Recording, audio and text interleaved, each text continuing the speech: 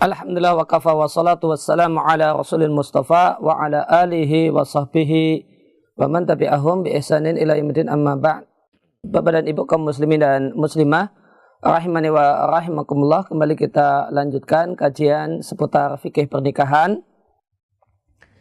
Di pertemuan yang lewat kita bahas masalah cacat atau kekurangan fisik pasangan dalam pernikahan.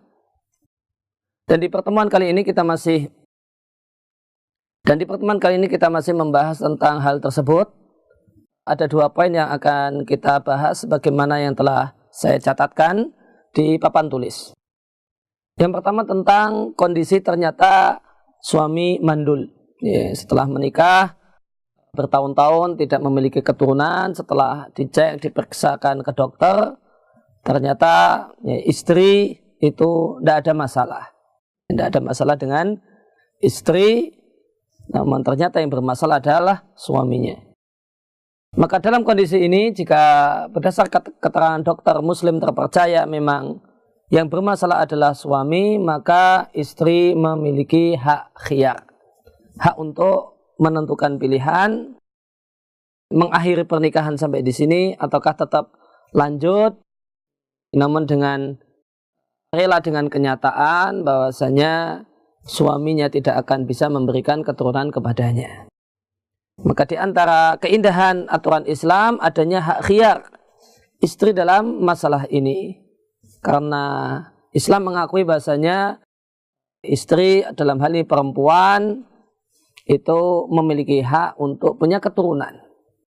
Hak ini sangat dihargai oleh aturan Islam, sehingga dalam kondisi suaminya ternyata mandul, Islam memberikan hak kepada istri untuk melanjutkan pernikahan tetap bersama suaminya ataukah putus di tengah jalan. Kemudian kasus yang kedua adalah ternyata suami tidak mampu mengumpuli istri. Maka jika dijumpai kasus suami tidak mampu menyetubuhi istri, tentu istri punya hak berkaitan dengan kebutuhan biologis. Suami tidak mampu memenuhi apa yang menjadi kewajibannya untuk memenuhi kebutuhan biologis istrinya. Boleh jadi ketidakmampuan ini sejak pernikahan ataukah di tengah-tengah pernikahan. Karena suaminya terkena penyakit gula, diabetes, yang itu kemudian berdampak suami itu tidak lagi punya kemampuan untuk mengumpuli istri.